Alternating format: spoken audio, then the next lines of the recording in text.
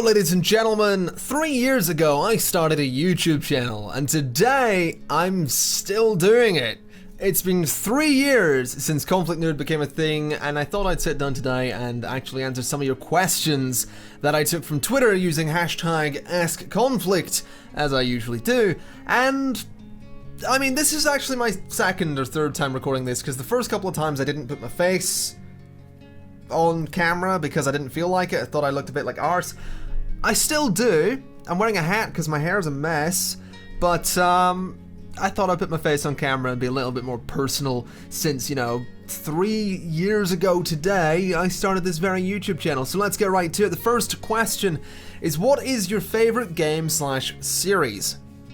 And that's an interesting one because you probably expect me to answer with something like Halo. And while Halo Combat Evolved, just the game on its own, is probably my all-time favorite game, the franchise isn't so great anymore. I'm not a big fan of the Halo franchise anymore. Halo 5 might fix that, but at the minute, my all-time favorite franchise is probably, I'm gonna say the Knights of the Old Republic franchise, not just because I started a Let's Play on it and I really want you to go watch it, but because I just truly love the Knights of the Old Republic games. They're really good, the stories are amazing, it's more Star Wars as well, which is great. So yeah, Knights of the Old Republic would easily be one of my all-time favorites. Although Halo Combat Evolved is probably my all-time favorite game, just because of storytelling, and it introduced me to first-person shooters, and it's just everything I wanted in a game, and I love it to bits. I'd say Grand Theft Auto's up there as well somewhere, but I'd say that's probably a given. If you could be any superhero, who would you be? I'm tempted to say Black Widow, because, hello, but I mean, I'm torn between Batman and Iron Man, just because, I mean, they're kind of really similar. They're neither of them's actually super, they're just regular guys who are kind of smart and rich. So I would say Batman, just because I think Batman's kind of cooler than Iron Man. As much as, like, Robert Downey Jr. is Tony Stark, he is Iron Man, but I kind of really like Batman. I do. I think Gotham is a slightly better show than, I think season 1 of Gotham is better than season 1 of Agents of S.H.I.E.L.D. I think I would probably be more inclined to watch the 3 Dark Knight movies rather than the 3 Iron Man movies. But at the same, like, I'm still a big Marvel fanboy, but I'd probably go Batman just because I think Batman's really cool and also has the voice when he's in character. So yeah, Batman. Secret identities are cool. What is it about Phantom of the Opera that makes you like it so much? I did have a Phantom mask on my desk. I don't anymore, that's kind of annoying. But this is something that I picked out this question because I imagine not too many people are aware that I'm a big fan of musical theater. I like musical theater, I like Disney movies. I mean, everyone likes Disney movies, but I really like Disney movies, you know, and all that stuff. But Phantom specifically, and the sequel, Love Never Dies, they were the first kind of musicals I really gave a shot to. I suppose they were the ones that kind of got me interested in musical theater and stuff like that. And I just think the story is great. It's a really simple story. It's kind of it's a love story, but it's a tragic love story, and I think that's kind of something that gets me about a lot of things. Like, if it's a tragic love story, I'll watch it. If it's a rom-com, I won't care. And the music's great. I love big brass ensembles, I love orchestral pieces, and the whole thing's just a really phenomenal show.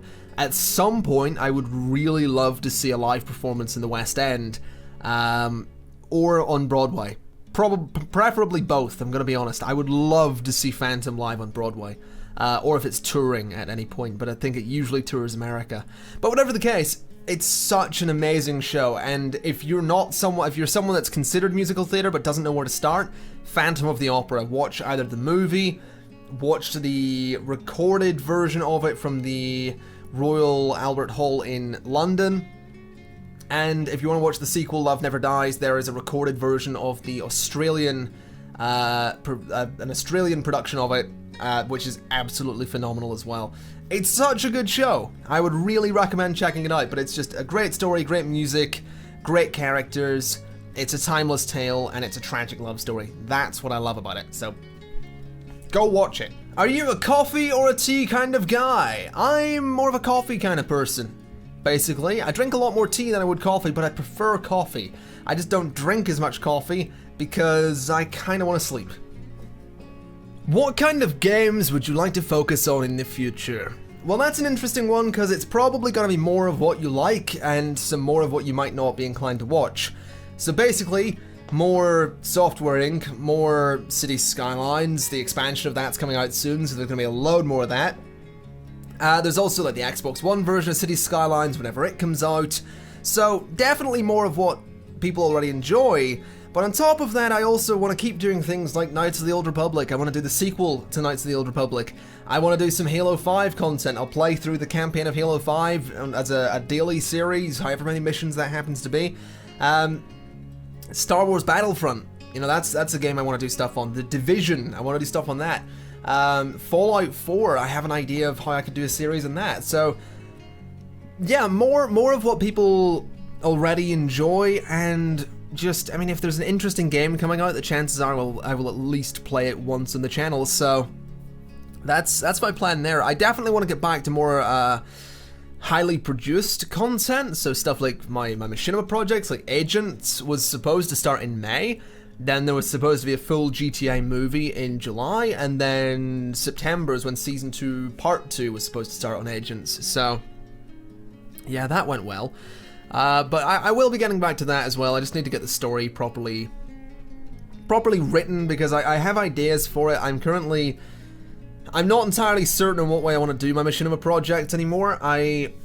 Part of me wants to do a series, part of me wants to do a movie, so I can't really decide. I'm tempted to just go movie because I think I could probably stick to one project easier than I could stick to a series of 20 videos, all 10 to 15 minutes long, all highly produced, so we'll see what happens there. I'll probably let you know when something happens, but that's my plan with content. More of what you like, some different stuff, some Star Wars stuff, some stuff that I love, a mix of everything that I enjoy, basically. Why did you start doing YouTube? Well, why did I start doing YouTube? Well, I started YouTube about 6 years ago, probably a little more than 6 years ago. And I started it because I was bored, I wanted something to do, and I wasn't a really sporty person, so YouTube let me be a bit creative whilst still being a complete nerd.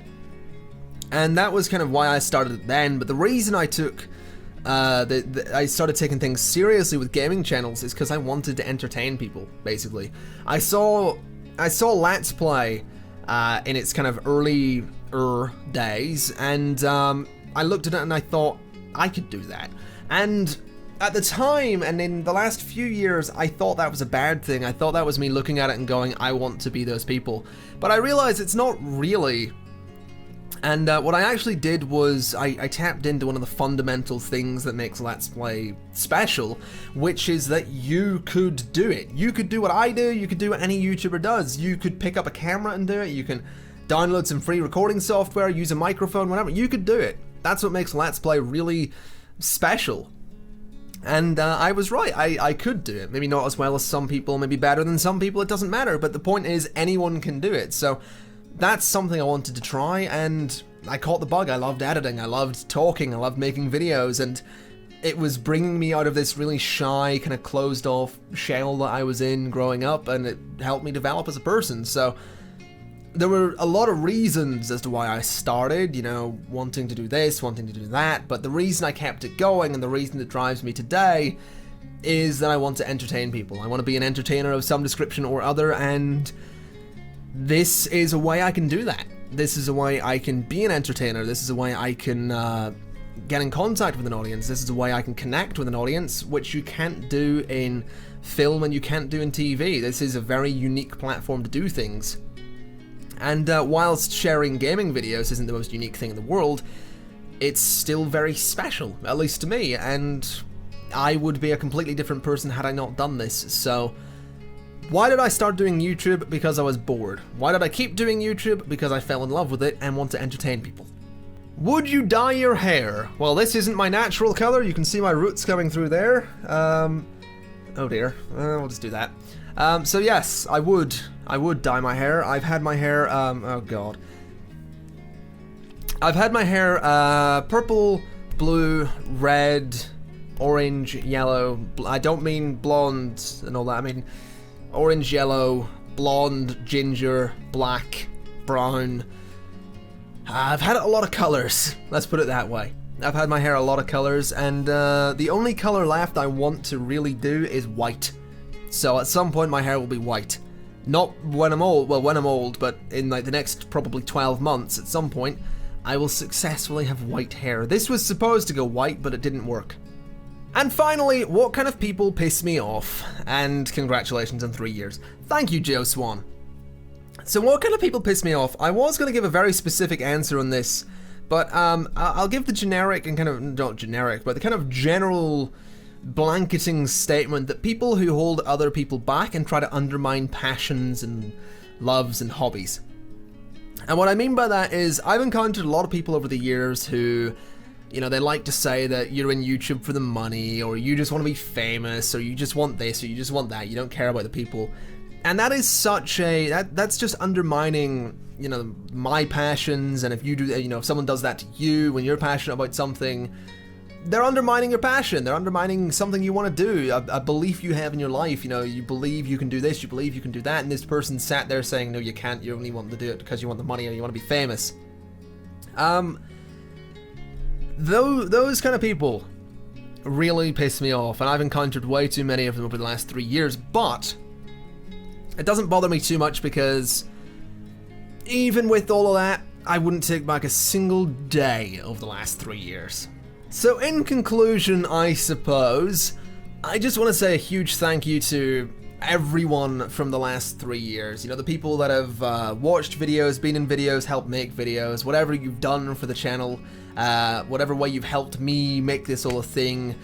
A huge thank you, you know, the viewers, the fans, whatever you consider yourself, you make this a possibility, you make this a reality, you make this something I can do, something that's achievable, something that's possible, and something I can do in my life that I would have otherwise not been able to do, and that's a very unique thing. So a huge thank you to every single person. I wouldn't take back a single day of the last 3 years. I will not forget this, not a single moment of this, not one line, I swear. I will always remember when the doctor was me. I should have had another camera to look into there. I think I paraphrased a little bit, but basically what I'm getting at is that there are so many people to thank, and I can't name everyone individually, so I will just thank all of you broadly. And tell you a slight story in regards to not taking back even a single day.